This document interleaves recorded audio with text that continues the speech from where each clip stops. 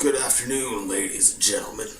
I'm SDK, and you're watching me review King Diamond's 1986 debut solo album, Fatal Portrait.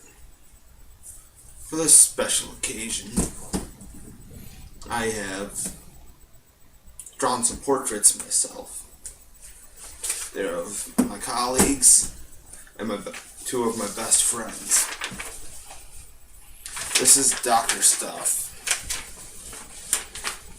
He is a fire crotch, also known as a ginger. You can kind of see his fire crotch right there. And this is the Grunginator.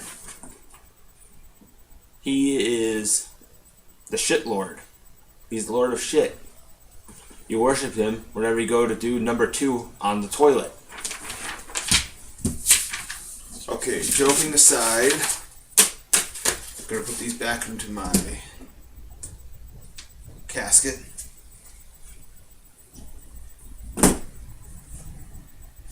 Get down to business. King Diamond is one of the best metal vocalists in history. Well, he's my favorite vocalist of all time, actually. He's also one of the best stage theatrics acts in the world. I've always had a thing for stage theatrics. Like, some of the best stage theatrics out there are Alice Cooper, King Diamond, as I've already stated, Guar, Manson, Zombie. They all have great stage acts. Well, can't forget Kiss. But King Diamond has one of the best.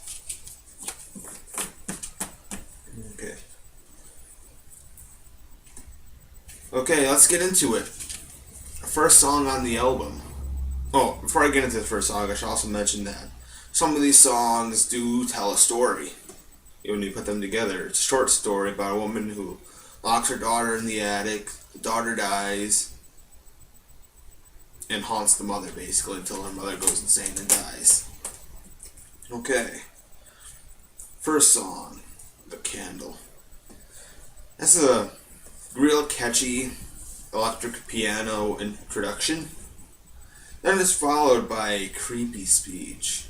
If you want to know what he's saying, look it up and listen to it. Then the intro starts up again, only with really creepy. Sounds like a pipe organ over the electric organ. Then it gets into the good part, the actual song. You see, it's kind of like Iron Maiden's Satellite 15 Final Frontier.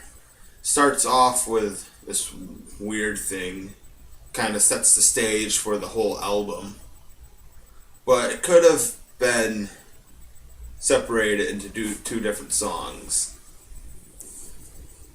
It has a sick riff. It has 2 solos. First one is pretty good. Second one is just face melting, house burning stuff. It's really awesome. You should listen to it. The next song is The Jonah. It has an epic intro, killer solo in the middle, and it's an all around awesome song. It just drags on. You'll find that on this album, a lot of the songs drag on, but it's littered with killer solos. That's my only complaint, is that songs drag on, mainly due to repetition. Next song is The Portrait. It has an awesome opening solo, like most of the other songs. It has an awesome solo, great bass. I have a complaint about this song. This song does not drag on. However, does the opposite. It ends abruptly. My note cards. Next song is Dressed in White. Compared to the other songs before it, its vocals are weak. The thing with King Diamond is that when you're listening to him, you'll find there's no such thing as weak vocals. He but there are songs that are weak compared to the others. It's still an all-around great vocal track. It's littered with solos like the album, and it's relatively short. Then it has this creepy laugh at the end that made me smile because it was so awesome. Next song is my favorite song on the original release of the album. It's called Karen. It's about, trying to remember, Greek mythology. Karen transports souls across the river Styx and some other river that starts with an A that's hard to pronounce. Then it's said that the tokens to board are on the... Well, I believe that the tokens to board is fairy on the eyelids of the deceased. Okay, now let's get into the actual song. It has a cool, catchy, haunting riff. It's really catchy. It has a nice solo about halfway through. Then another solo at about 3 minutes and 30 seconds. Until the end. Great song. Listen to it. The next song is Lurking in the Dark. This song has a really, really killer intro. One of the best on the whole album. Then it has an awesome solo in the middle, and that's basically all there is to say about that.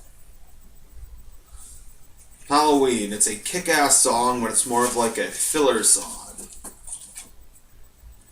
The riff kicks ass, solos kick ass, but the song just kind of drags on. Next song is Voices from the Past. This song does kick ass. It is an instrumental, but it's too short. 1 minute 31 seconds.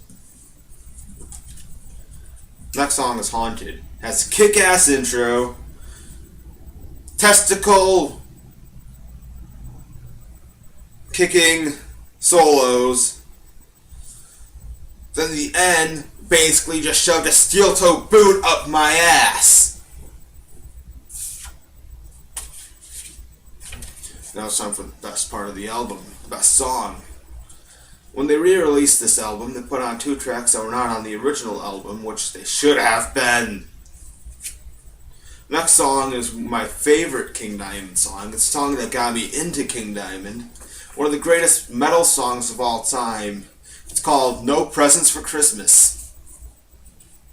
It has a cool Christmassy intro.